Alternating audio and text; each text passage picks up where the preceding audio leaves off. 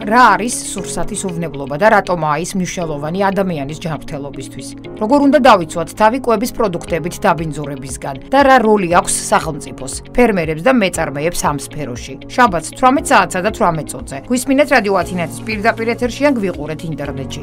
იყავით ინფორმირებული და იცხოვრეთ უსაფრთხოდ. Საღამოშვიდობის დღეს შაბათია და ტრადიციულად 18 საათსა და 18 წუთზე გეღოდებათ კიდევ ერთი გადაცემა რადიო გადაცემათა ციკლიდან სურსათის უვნებლობის საკითხებზე. FM-ზე 105 და 9 ყოველ ორ შაბათს, 4 შაბათს და შაბათს მე გადაცემის ამყვანი სოფიო ხუსიშვილი ვარ. ჩვენ ყველა გადაცემა შეგიძლიათ მოისმინოთ FM-ზე 105 და 9 ლაივ რეჟიმში, ნახოთ ვებგვერდზე რადიო ათინათი წერტილი და Facebook გვერდზე რადიო ათინათი. ასევე ლაივის ქვეშ შეგიძლიათ დატოვოთ მოკლე ტექსტური შეტყობინებები, რაც შეეხება აქტივობას და გადაცემებს ახორციელებს ჩეხეთის რესპუბლიკის კარიტასი აებს სამეგრელოს ხმასთან თანამშრომლობით ევროკავშირის მიერ მხარდაჭერილი პროექტის სურსათის უვნებლობის სანიტარიისა და ფიტოსანიტარიის სექტორის მხარდაჭერა საქართველოში ენპარდ 4-ის ფარგლებში. პროექტი თანადაფინანსებულია შვედეთის საელჩოს, ჩეხეთის განვითარების სააგენტოს და გაეროს სურსათისა და სოფლის მეურნეობის ორგანიზაციის მიერ. პროექტს ახორციელებენ გაეროს სურსათისა და სოფლის მეურნეობის ორგანიზაცია და ჩეხეთის განვითარების სააგენტო.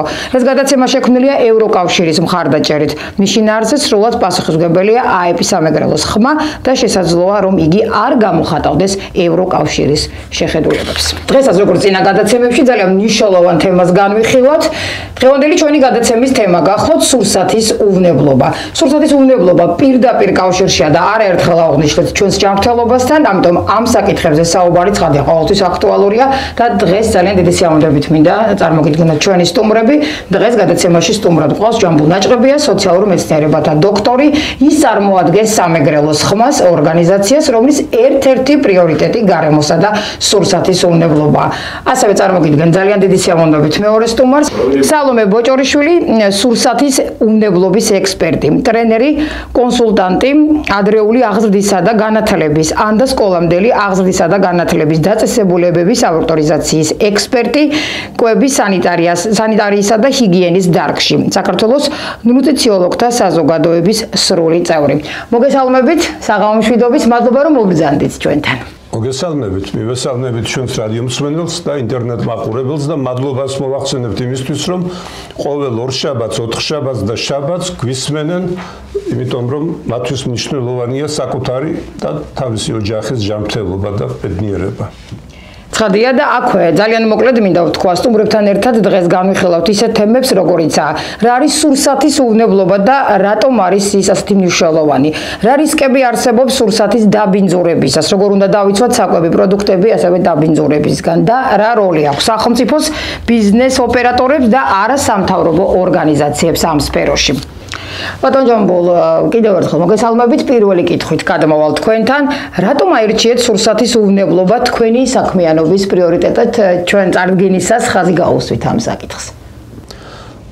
როცა შევიკრიბეთ და გადავწყვიტეთ რომ სამეგრელოს ხმის, რომელიც 2013 წლიდან არსებობდა და ფუნქციონირებდა, რეორგანიზაცია გაგვეკეთებინა, დავიწყეთ შესწავლა, თუ რა საჭიროებები, რა პრობლემები აწუხებს ჩვენს მოსახლეობას. ყველაზე მთავარი და მნიშვნელოვანი არის ადამიანი და მისი სიცოცხლე. და როცა სტატისტიკას ვეცნობოდით, აღმოჩნდა რომ ამ 1000 წლეულში 2000 წლის შემდეგ ჩვენი მოსახლეობა ყოველწლიურად დაახლოებით 5000 ადამიანით მცირდება და ეს შემცირება არ არის მხოლოდ მიგრაციის ხარჯზე. დაუშვათ ავიღოთ 2023 წელი. ამ წელს იმ ადამიანთა რაოდენობა, ვინც იმ წელს გარდაიცვალა, ახლად შობილთა რაოდენობას 1500-ით გადაჭარბა. ანუ ფაქტიურად ყოველწლიურად ჩვენ ბუნებრივად გვაკლდება, მე ამას ბუნებრივს ვერ შევარქმევ და მე მიზეზებზეც ვისაუბრებთ სპეციალისტთან ერთად, ფაქტიურად გვაკლდება ერთი მიგრაციის გამო და მეორე ყოველწლიურად დაახლოებით 1500 ადამიანი იმის გამო რომ გარდაცვალება, სიკვდილიანობა აჭარბებს შობადობას.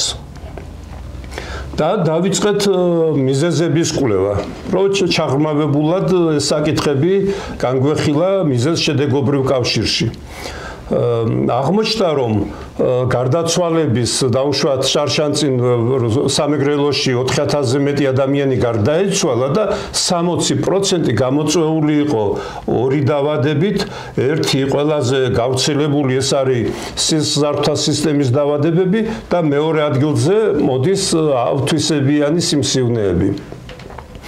შემდეგ რო ჩაუღრმავდით რა იწვევს ამ დაავადებებს, აღმოჩნდა რომ ყველაზე ძლიერი რისკ ფაქტორი, რომლებიც გავლენას ახდენს არა მხოლოდ ამ ორი დაავადების, არამედ ბევრი სხვა 200-ზე მეტ დაავადებაზე, არის ცხოვრების არაჯანსაღი წესი, სადაც კვებას, ჯანსაღ კვებას ერთ-ერთი მნიშვნელოვანი ადგილი უკავია. შემდეგ უკვე დავიწყეთ იმ კვლევების გაცნობა, რომელიც ამ მდგომარეობას ახსნიდა და აღმოჩნდა, რომ აი საბაზისო კვლევა ცნობილი ხშირად იყო მედიაში ამაზე საუბარი UNICEF-ის კვლევა, რომელიც მთელი საქართველოს მასშტაბით ჩატარდა 2018 წელს, აღმოჩნდა, რომ ჩვენი ბავშვების უმეტეს ნაწილს 71%-ს სისხლში აღმოაჩნდა ტყვია, ეს ნაწილაკი, რომელიც წესით საერთოდ არ უნდა იყოს ორგანიზმში.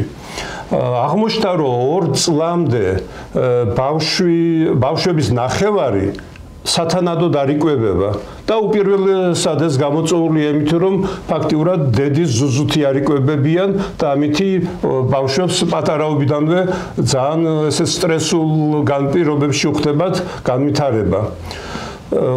აღმოჩნდა, რომ ოჯახების და ეს ყველაზე მეტი ციფრია, ყველაზე შემაშფოთებელი ჩემთვის, რო არ შემეშალოს დავხედავ ამ ციფრს, მოსახლეობის 64%-ს აქვს ჭარბი წონა. ყოველი მესამე მსუქანია. და კიდევ ძალიან საინტერესო ფაქტი იყო, რომ 64%-ზე მეტი მოსახლეობისა ჩვენს რეგიონში ცხოვრობდა ოჯახში, სადაც სასმელად იყენებდნენ წყალს, რომელშიც იყო შერიხია კოლის კოლონიები. ანუ ერთ-ერთი პათოგენური მიკრობის. ახლა რა ვქნათ? ეს პრობლემები ველოდოთ და სანამ სახელმწიფო შეძლებს და მოახერხებს ამ ყველაფრის დაკონტროლებას და ჩვენ გულხელდაკრეფილი ვისხდეთ, თუ ჩვენი მხრიდან საზოგადოებრივი ორგანიზაციის და საზოგადოების კუთხით რაღაც ძალისხმევა გავწიოთ იმისთვის, რომ ამ პრობლემების შესახებ საზოგადოების გაცნობიერებაზე ვიმუშაოთ და მხარი დაუჭიროთ სახელმწიფო პროგრამებს და ზუსტად ამან გადაგვაწყვეტინა, რომ ერთ-ერთი პრიორიტეტი ჩვენთვის ყოფილიყო გარემოს დაცვა და უნებელი კვება. რომელიც ძალიან მნიშვნელოვანია თითოეული ადამიანის ჯანმრთელობისთვის. ამჯერად თქვენთან გადმოვალ ქალბატონ სალომე, კითხვით როგორც ექსპერტს. მოგვიყევით რა არის სურსათის უვნებლობა და რატომ არის ის მნიშვნელოვანი? მოგესალმებით პირველ რიგში თქვენ და რადიო მსმენელებს. სურსათის უვნებლობა ეს არის კონცეფცია, რომლის მიხედვითაც კონკრეტული სასურსათო პროდუქტი მისი მიზნობრივად მომზადების ან გამოყენების შემთხვევაში ზიანს არ მიაყენებს მომხმარებელს. სურსათის უვნებლობა გულისხმობს სურსათის გამოწვეული რისკებისგან ადამიანის ჯანმრთელობის და სიცოცხლის დაცვას. მნიშვნელობას რაც შეეხება ჯანდაცვის მსოფლიო ორგანიზაციის მონაცემებით, ყოველწლიურად 10 ადამიანიდან 1 სურსათის მიერი დაავადებით ავადდება. ამასთანავე სხვადასხვა კვლევები ადასტურებს, რომ ადამიანის ჯანმრთელობაზე უარყოფითი გავლენის მქონე ფაქტორების 70%-მდე ადამიანის ორგანიზმში აღწევს სწორედ სურსათის მეშვეობით. ეს საკმაოდ კოლოსალური რიცხვებია და ამიტომ ძალიან ესეთი შემაშფოთებელი სტატისტიკა. აი როგორ შეიძლება დაბინძურდეს საკვები? დღეისთვის სურსათის უნებლობის სფეროში განიხილება 4 სახის საფრთხე. პირველი ეს არის ფიზიკური საფრთხე, მიკრობიოლოგიური და ქიმიური. აქვე გამოყოფ მეოთხე ალერგენებს. ფიზიკურ საფრთხეს მიეკუთვნება ნებისმიერი სახის უცხო სხეული, რომელიც შეიძლება მოხდეს პროდუქტში, მაგალითად ეს შეიძლება იყოს სამკაული პერსონალისგან, ჭანჭიკი, გაუმართავი, აღჭურვილობისგან მაგალითად. მიკრობიოლოგიურ საფრთხეებს მიეკუთვნება ის პათოგენური მიკროორგანიზმები, რომელთაც აქვთ უნარი ადამიანის დაავადების გამომწვევი მიზეზი გახდნენ. ესენი არიან ბაქტერიები, ვირუსები, პარაზიტები, ობი და საფუარი. რაც შეეხება ქიმიურ საფრთხეებს, ესენი არიან ტოქსიკური ელემენტები, მძიმე მეტალები, საკვებ დანამატები, მეცხოველეობაში გამოყენებული პრეპარატები, მაგალითად რადიონუკლიდები, მიკოტოქსინები, ჰისტამინი და ასე შემდეგ. ალერგენებს კიდე 14 სახის ალერგენია, რომ რისკის განმაპირობებელი ალერგენი, რომელიც ისევე როგორც ევროკავშირის სხვა ქვეყნებში, საქართველოშიც ბიზნეს ოპერატორს მეწარმეს აქვს ვალდებულება ალერგენის შემცველობის შესახებ ეტიკეტზე ინფორმაცია ტიპოგრაფიულად დაიტანოს ისე, რომ განსხვავებული იყოს, განსხვავდებოდეს სხვა დანარჩენი ინგრედიენტებისგან. ეს შეიძლება იყოს გაზრდილი შრიფტით, ან ფერი იყოს სხვა, დახრილობა ჰქონდეს და ასე შემდეგ. თუ ინგრედიენტების ჩამონათვალში არ არის, აუცილებლად უნდა იყოს დატანილი სიტყვა შეიცავს და უკვე შემდეგ ალერგენის დასახელება. და ძალიან მნიშვნელოვანია რისკებს გაუსვათ ხაზი. აი, რა რისკები არსებობს თუ მივირთმევთ დაბინძურებულ საკვებს? სხვადასხვა რისკის შემთხვევაში გვაქვს სხვადასხვა შედეგი, ესე ვთქვათ. მაგალითად, ფიზიკური საფრთხის შემცველი პროდუქტის მოხმარებისთანავე შედეგი დგება მყისიერად და შედეგი არის მაგალითად კბილის დაზიანება, საყლაპავო სასუნთქი გზების ჩაკეტვა, ჭრილობა მაგალითად. ქიმიური აგენტებით დაბინძურებულ სურსათს კი ახასიათებს კვებითი ინტოქსიკაციები, ახასიათებს კანცეროგენული და ალერგიული მოქმედება. ასევე კვებითი ინფექციები განპირობებულია პათოგენური მიკროორგანიზმების ორგანიზმში მოხვედით, როდესაც მიკროორგანიზმების საჭირო რაოდენობა, საკმარისი რაოდენობა ხდება ადამიანის ორგანიზმში, მრავლდება, წარმოიქმნება ინფექციური პროცესი და ზუსტად ამის მაგალითია მაგალითად სალმონელით განპირობებული ინფექციები. ასევე კვებითი ინტოქსიკაციები აქ არის ეს ყველაფერი განპირობებულია უშუალოდ ტოქსინის მოხვედრით ადამიანის ორგანიზმში. ტოქსინი წარმოადგენს იგივე შხამს და როდესაც ის ადამიანის ორგანიზმში ხვდება, პირველი რეაქცია რაც ვითარდება ეს არის ღებინება, გულისრევა, ორგანიზმის ცდილობს რაც შეიძლება სწრაფად მოიშოროს შხამი და ეს არის კვებით მუშხამები, შეგვიძლია ამას უწყოდოთ. ასევე სადღაც თუ სწორად მახსოვს წელიწადში 40,000-მდე საკვების მიერი მოშხამვა საქართველოში და მხოლოდ ახალი წლის ღამეს 100 გამოძახება იყო მხოლოდ ერთ ღამეს. იმდენად უგარდელად ვართ ზოგჯერ ამ საკითხისადმი. ხო, ცნობიერების ამაღლება ამ კუთხით ძალიან მნიშვნელოვანია საზოგადოების. ასევე ტოქსიკოზები, ეს უფრო მძიმედ მიმდინარე ინფექციებია, აქ გაერთიანებულია როგორც პათოგენები, ასევე მათი მიერ გამოყოფილი ტოქსინები, როდესაც პათოგენი აღწევს სურსათის გზით ადამიანის ორგანიზმში, იწყება ინფექციური პროცესი, წარმოიქმნება ტოქსინები და ეს ამ ორი მიმართულების კომბინაცია ძალიან მძიმედ მიმდინარეობს. და ძალიან მნიშვნელოვანი საკითხი, როგორ უნდა დავიცვათ თავი, მომხმარებელმა როგორ უნდა დაიცვას თავი დაბინძურებული საკვებისგან? აუცილებელია, როგორც უკვე ვახსენეთ დასაწყისშივე სურსათის უვნებლობის კონცეფციის განმარტებისას, რომ აუცილებელია, რომ მიზნობრივად იყოს მოხმარებული სურსათი, აუცილებელია, რომ მივაქციოთ ძალიან დიდი ყურადღება და უთმოთ ეტიკეტს, მივაქციოთ ყურადღება ვადას, შენახვის პირობებს, შეფუთვის მთლიანობას, მავნებლების დაზიანების კვალის არსებობას მაგალითად, ასევე ტემპერატურულ რეჟიმებს იმ პროდუქტებისთვის განსაკუთრებით კი, რომლებიც მოითხოვენ სპეციფიურ ტემპერატურულ რეჟიმის პირობებში შენახვას და რეალიზაციას. ასევე განვითვალისწინოთ ჯანმრთელობის მსოფლიო ორგანიზაციის მიერ მოწოდებული პლაკატი 5 გასაღების პრინციპი უვნებელი სურსათის მოსამზადებლად და ჩვენ შემდეგ უკვე განმოვცობთ ამ თემასაც, ვისაუბრებთ 5 გასაღებ პრინციპებზე. ძალიან მნიშვნელოვანია, ყველას თავისი როლი აქვს ამ შემთხვევაში, ჩვეულებრივ მოქალაქესაც, კომპანიებსაც, ფერმერებსაც, ცხადია, საზოგადოების ნაწილია, ასევე ძალიან მნიშვნელოვანია ეს მრავალგანზომილებიანი საკითხი, სადაც უნდა ჩართული იყოს როგორც სახელმწიფო, ისე მომხმარებელი, წარმოებელი, ფერმერი, მკვლევარი თუ მეცნიერი, ან საერთო ძალისხმევა სჭირდება ამ თემას ნამდვილად. ბატონო ჯამბულ, თქვენ კითხავთ კონკრეტულად ვის რა როლი აქვს სურსათის უვნებლობის უზრუნველყოფაში? დავაკონკრეტოთ. როგორც ქალბატონმა სალომემ ბრძანა, უამრავი მოთამაშეა. დაწყებული მეწარმით, რომელიც არის მთავარი პასუხისმგებელი და მეწარმეში ჩვენ მოვიაზრებ ბიზნეს ოპერატორებს ამ ენაზე სურსათის სფეროში ამ სახელწოდებით არიან ადამიანები, ვისაც რამე შეხება აქვს სურსათის მოყვანასთან, გადაზიდვასთან, შენახვასთან, გაყიდვასთან. ყველა ბიზნეს ოპერატორი ვალდებულია დარეგისტრირდეს, რომ მოექცეს სახელმწიფო კონტროლის სისტემაში. ჩვენთან ერთ-ერთი სერიოზული პრობლემაა, რომ ზოგს გონია, ვისაც დაუშვათ სოფელში, ოჯახში, ფერმაში ყავს რამდენიმე სული საქონელი ან მცირე ფართი და ასე შემდეგ, ის არ არის ვალდებული არანაირი რეგისტრაცია გაიაროს.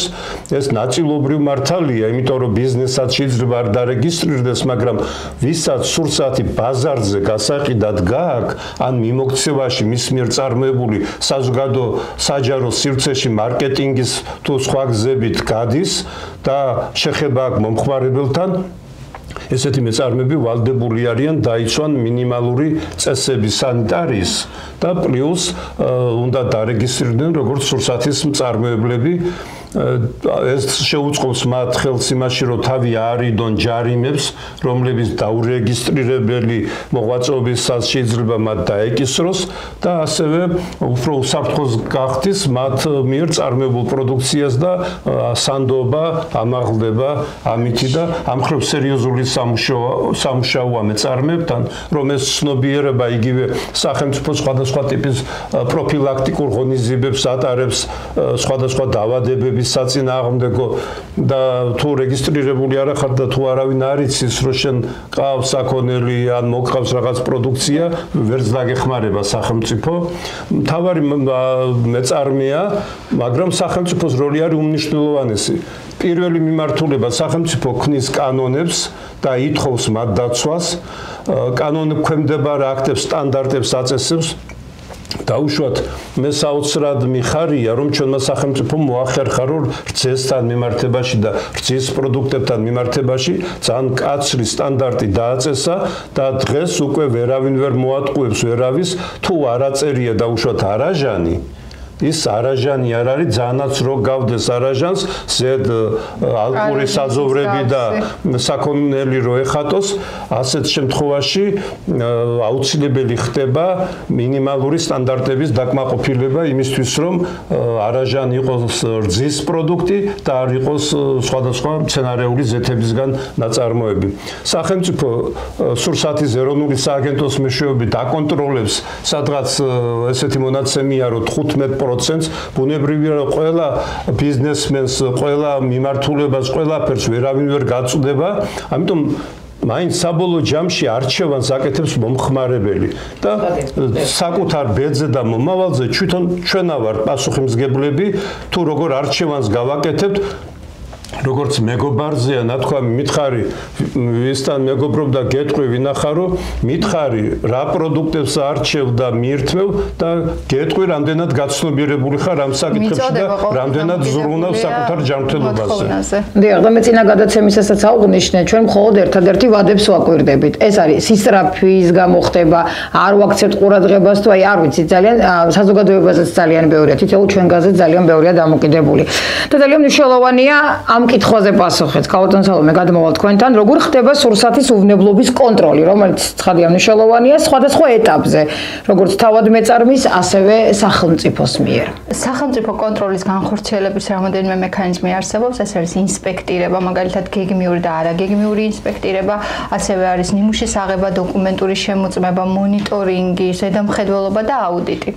რაც შეეხება მეწარმეს, უკვე ვალდებულება აქვს დაანერგოს, თუკი ახორციელებს სურსათის გადამუშავებას ან წარმოებას, დაანერგოს და მისი საქმიანობა განახორციელოს ჰასპის პრინციპების შესაბამისად.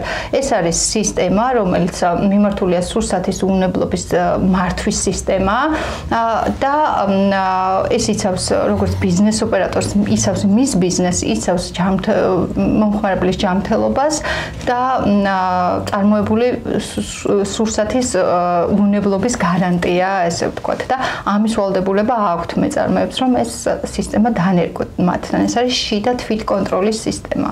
გვაქვს ინფორმაცია ამ მხრივ როგორ არაა საქმე საქართველოში? აბრევიატურაა და ქართულად ნიშნავს საფრთხის ანალიზისა და კრიტიკული საკონტროლო წერტილების სისტემას. ბოდიში ამ მხრივ როგორ აქვს საქმე საქართველოში? ეტაპობრივად თავიდან იყო მაღალი რისკის ჯგუფის საწარმოებისთვის მოთხოვნა აუცილებელი რომ დანერგილი იყო ეს სისტემა და ეტაპობრივად შემდეგ უკვე 2021 წლიდან ყველა ობიექტისთვის ვინც კი აწარმოებს სურსათს ან უკეთებს რაიმე სახის გადამუშავებას აუცილებელია რომ ეს სისტემა კონდეს დანერგილი უბრალოდ აქ არის ზუსტად იგივე პრობლემა რამდენადაც შემოწმდებიან, იმიტომ შემოწმების დროს გაიცემა რეკომენდაცია ამის დანერგვაზე, როგორც კი გაიცემა რეკომენდაცია იმის შემდეგ, რა თქმა უნდა, ძალიან იშვიათად მეწარმემ წინასწარ მოინდომოს ეს რეკომენდაციის გაცემის გარეშე და აი რაღაც დაჯარიმების წინ სანამ არ დადგება საკითხი მის დაჯარიმებამდე ძალიან იშვიათი შემთხვევებია სამწუხაროდ ესე რომ მისით გადაწყვიტოს თქო ამ სისტემის დანერგვა ან თუნდაც ნებისმიერი სხვა შედეგიც გვაქვს ამიტომაც ძალიან ცუდი სტატისტიკა. არა და ამ სისტემის დანერგვა თვითონ მეწარმეს იცავს. არის შემთხვევები, როცა ხდება მოწამულა და უშუალოდ და დგება საკითხი, ვინ იყო დამნაშავე. და იმ მეწარმეს, რომელსაც შეუძლია დანერგილია, წარმოადგენს დოკუმენტაციას და ამტკიცებს, რომ ეს მისი ბრალი არ იყო და ეს შეიძლება დაუშვათ რაღაც კვების ობიექტია და მოვიდა დედა შვილთან ერთად მიირთვეს რაღაცა, ბავშვი ცუდად გახდა და ვიღაც უნდა დაისაჯოს. ამით ბიზნეს ოპერატორის ამ დროს მეწარმე მე დაცული მაქვს წესები და თუ მას წესები დაცული აქვს, ბუნებრივია რომ ძნელია შეედავო. ძალიან მნიშვნელოვანია. ჩვენ ზოგჯერ გონია რომ ზედმეტი ხარჯია რაღაცის გაკეთება და სინამდვილეში რასაც ვცდილობთ რომ იაფად გამოვიდეთ, უფრო ძვირი გვიждდება. გვიждდება მეტი დრო ავადმყოფობის მკურნალობაზე, მეტი ხარჯები ექიმთან და წამლების და დავარი ხარჯავთ ჩვენ სიცოცხლის უძვირფასეს წლებს. ჩვენ 10 წლით ნაკლებ ცხოვრობთ წინა გადაცემაში ვახსენე ვიდრე დაუშვათ ევროპის ქვეყნებში, სადაც სურსათის უვნებლობის ყველაზე მაღალი სტანდარტია. ძალიან საინტერესო კითხვა ამჯერად, რა კავშირია სურსათის უვნებლობასა და ხარისხის შორის?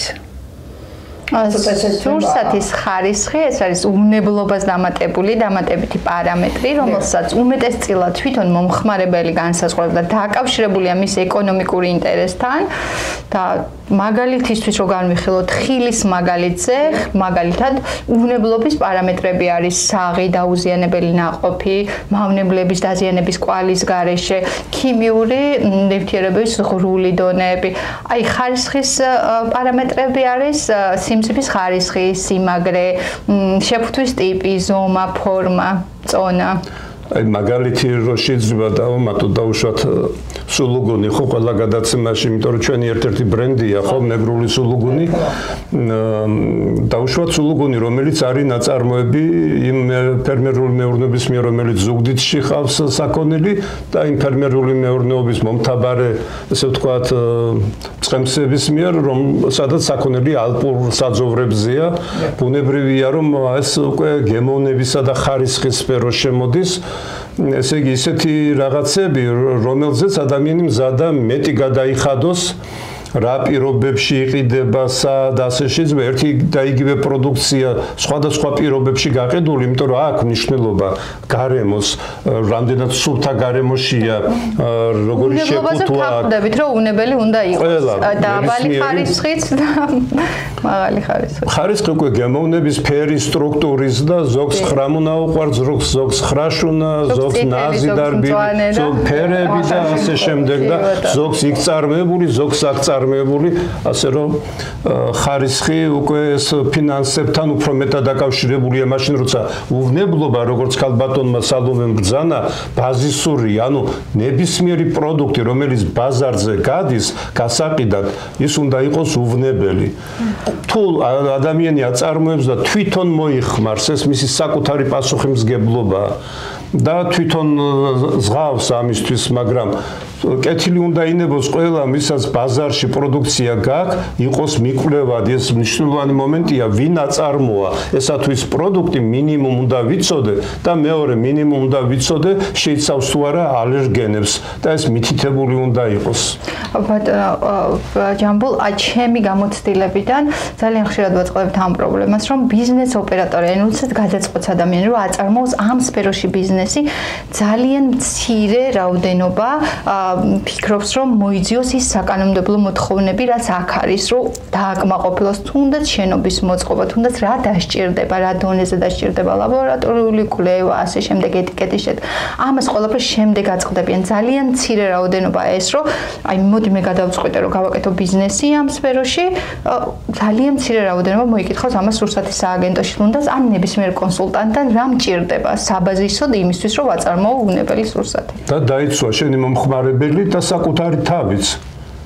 დიახ, ძალიან მნიშვნელოვანია როგორია ბრენდების და ადგილობრივი მწარმოებლების როლი და პასუხისმგებლობა სურსათის სტანდარტების დაცვაში. რამდენად გვაქვს სტანდარტები დაცული? ჩვენ უკვე ვთქვით, რომ ცალსახად არის მხოლოდ ერთი რომელიმე კონკრეტული მათგანის პასუხისმგებლობა არ არის. ყველას პასუხისმგებლობა ბიზნეს ოპერატორსაც შეეხება, რომ აი ნამდვილად წინასწარვე ამის გაცნობიერება, რომ ეს ჯანმრთელობას ეხება ადამიანის ჯანმრთელობას, კარგი იქნებოდა ეზრუნად პერსონალის სწავლებაზე, ინფრასტრუქტურის გაუმჯობესებაზე და მაქსიმალურად მეტი შემართებით უნებელი სურსათის საწარმოებლად.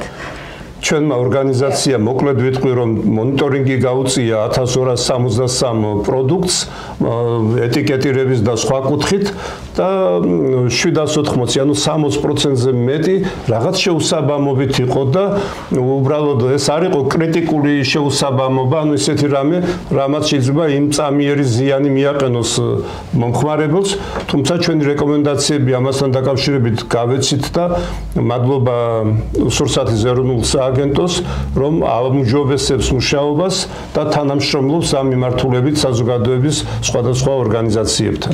და გადაცემის ბოლოს ორივე სტუმართან ბოლო კითხვა, რჩევები მომხმარებლებს, რას ურჩევდით მათ? ძალიან ბევრი ვისაუბრეთ, ფაქტურად ამ კითხვას გავეცით პასუხი, მაგრამ ყველაზე მნიშვნელოვანი და გასათვალისწინებელი რა არის ამ შემთხვევაში?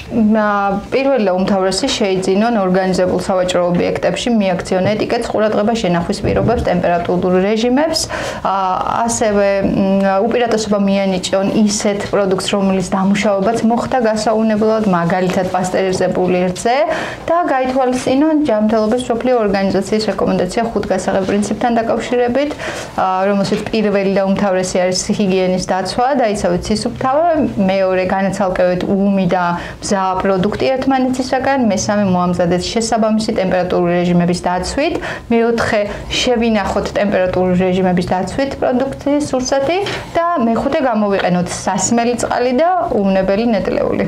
მე მხოლოდ ერთს დავამატებ, იზრუნეთ საკუთარ ჯანმრთელობაზე, ამაზე ძვირფასი, სიცოცხლეზე ძვირფასი და ერთმანეთზე ძვირფასი, ვინ და რა გაგვაჩნია. ხოდია, ძალიან დიდი მადლობა ამომწორავე პასუხებისთვის, საინტერესო გადაცემისთვის. აქვე ძალიან მოკლედ გეტყვი, დღეს ჩვენ განვიხილეთ სურსათის უვნებლობა და მისი მნიშვნელობა ჩვენი ჯანმრთელობისთვის. კიდევ ერთხელ მადლობა სტუმრებს, გახსოვდეთ სურსათის უვნებლობა, ეს არის ჩვენი ჯანმრთელობის გასაღები, რაც თავარია იყავით ინფორმირებულები, ძალიან ბევრი გადაცემა გეავდებათ ასევე წინ, სწორედ ამ თემებზე, ყოველ ორ შაბათს, 4 შაბათს და შაბათს. რაც შეეხება ჩვენ სტუმრებს და ძალიან მოკლედ გეტყვით კიდევ ერთხელ ჩვენი დღევანდელი გადაცემის სტუმრები იყვნენ. ჯამბულ ნაჭყებია სოციალურ მეცნიერებათა დოქტორი, წარმოადგენს სამეგრელოს ხმას ორგანიზაციას, რომლის ერთ-ერთი პრიორიტეტი გარემოსა და სურსათის უვნებლობაა და არაერთგზის აღნიშნა ბატონმა ჯამბულმა და ძალიან ბევრი საინტერესო რჩევა და რეკომენდაცია გაგვიზიარა. კიდევ ერთხელ მადლობა ბატონ ჯამბულ ამისთვის და ჩვენი სტუმარი გახდათ ასევე სალომე ბოჭორიშვილი, სურსათის უვნებლობის ექსპერტი, ტრენერი, კონსულტანტი ადრეული აღზრდისა და განათლების, ანდა სკოლამდელი აღზრდისა და განათლების დაწესებულების ავტორიზაციის ექსპერტი, კვების სანიტარიისა და ჰიგიენის დარგში, საქართველოს ნუტრიციოლოგთა საზოგადოების სრული წევრი. დღევანდელი გადაცემა სრულდება, თუმცა არ გამოგრჩეთ ორ შაბათი 18 საათსა და 18 წუთზე მორგი გადაცემა სხვა სტუმრებით და რა თქმა უნდა საინტერესო თემით. მე ამ გადაცემის წამყვანი სოფიო ხუსიშვილი ვარ, ორ შაბათამდე დაგემშვიდობებით, ნახვამდის. რით ვიკვებებით და რამდენად უვნებელია სავაჭრო ობიექტში შეძენილი პროდუქტები ადამიანის ჯანმრთელობისთვის. დაცულია თუ არა ჩვენი, როგორც მომხმარებლის უფლებები და როგორ უნდა ვიმოქმედოთ დარღვევის აღმოჩენის შემთხვევაში. გადაცემათა ციკლი სურსათის უვნებლობის საკითხებზე. ყოველ ორშაბათს, ოთხშაბათს და შაბათს, 18 საათსა და 18 წუთზე. გვისმინეთ რადიო ათინათის პირდაპირ ეთერში და გვიყურეთ ინტერნეტში.